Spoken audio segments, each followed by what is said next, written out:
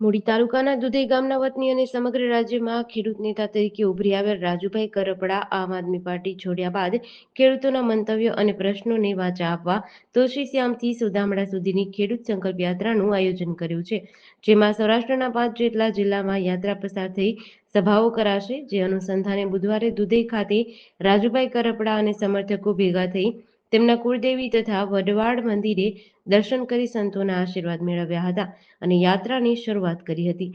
જેમાં રાજુભાઈ કરપડાએ જણાવ્યું હતું કે છેલ્લા 40 વર્ષમાં ક્યારેય ન જોઈ એવી બિન રાજકીય ખેડૂત યાત્રા સૌરાષ્ટ્રના તમામ જિલ્લામાંથી પસાર થશે।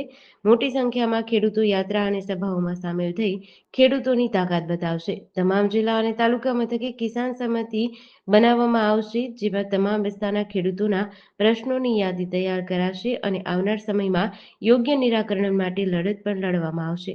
નીકળી હોય એવડી સૌરાષ્ટ્રમાં ખેડૂતોની તાકાત બતાવવા માટે ખેડૂતોનું મજબૂત સંગઠન બનાવવાના આશયથી ખેડૂત સંકલ્પ યાત્રાની આવતીકાલથી તુલસીશ્યામથી શરૂઆત થઈ રહી છે।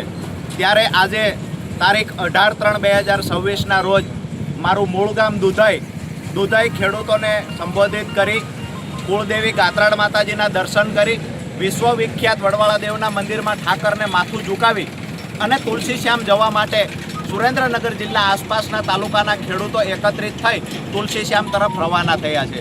એ સમયે થાનગઢ શહેરમાં અત્યારે અમે પહોંચ્યા છીએ।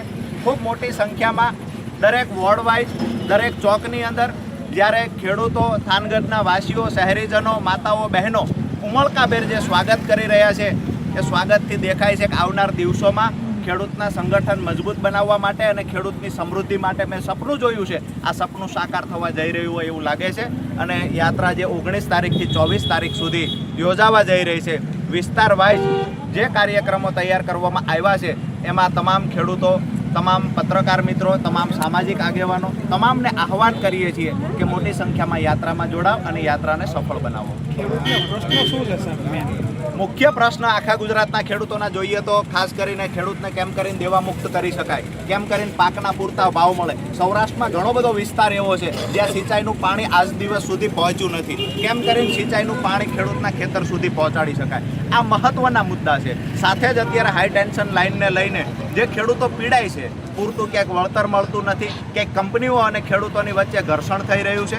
એવી જ રીતે સૌરાષ્ટ્રના અલગ અલગ વિસ્તારમાં જ્યાં સૌની યોજનાની લાઇન પસાર થઈ છે ત્યાં સ્કાવરવાલ આપી અને ક્યાંક ને ક્યાંક અમુક તળાવો, ડેમો ભરી શકાય એવી સ્થિતિ છે, પરંતુ ક્યાંક રજૂઆતના અભાવે, ક્યાંક રાજકીય દ્વેષના અભાવે, ક્યાંક ને ક્યાંક એક પાર્ટી રજૂઆત કરે તો સત્તા પાર્ટી સ્વાભાવિક છે કે સામેની રહેલી પાર્ટીને જસ ન મળે એટલા માટે, અથવા તો જસ ખાટવાની ગણતરીએ વિપક્ષમાં રહેલી પાર્ટીઓ ખેડૂતોને ક્યાંક ને ક્યાંક હાથો બનાવી, ક્યાંક ને ક્યાંક ખેડૂતના ખંભા પર પગ મૂકી અને પોતાના રાજકીય રોટલા શેકતા હોય એવું લાગે છે। આ સમયે અમે નક્કી કર્યું છે કે બિન રાજકીય રીતે મજબૂત ખેડૂત સંગઠન બનાવી સ્થાનિક ખેડૂતોના પ્રશ્ન છે એની યાદી તૈયાર કરવી, સાથે જ જે મુખ્ય પ્રશ્ન છે એ પ્રશ્નોનું નિરાકરણ કેવી રીતે લાવી શકાય શાંતિથી સરકારમાં રજૂઆત કરશું, યોગ્ય ઓફિસોને, યોગ્ય અધિકારીઓને રજૂઆત કરશું અને પરિણામ નહીં મળે તો આ સરકાર સામે મજબૂતાઈથી પૂરા સૌરાષ્ટ્રના ખેડૂતો રજૂઆત કરવા ઉતરશે। કેટલા દિવસનો પ્રવાસ છે યાત્રા છે?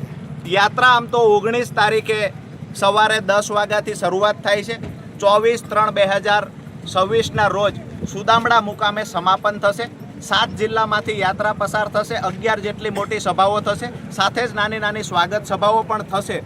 પરંતુ 19/3/26 સવારે 10 વાગે તુલસીશ્યામ પહોંચવાનું હોય એટલે આજે અમે 18/3/26ના રોજ સુરેન્દ્રનગરથી તુલસીશ્યામ જવા રવાના થયા છે। સૌથી મહત્વની વાત એ છે કે તુલસીશ્યામ મંદિર એક જંગલમાં છે। ક્યાંક ને એવું બને કે ખેડૂતો ગામડાઓની અંદર એકત્રિત કરવા સહેલા છે, પરંતુ પહેલીવાર એવું બનશે કે જંગલની અંદર પણ ખૂબ મોટી સંખ્યામાં ખેડૂતો એકત્રિત થશે અને તમામ રાજકીય પાર્ટીઓને ખેડૂતોની તાકાત શું છે એના દર્શન કરાવશે। જેડીસી ન્યૂઝ સાથે જયદેવ ગોસ્વામી, મૂડી।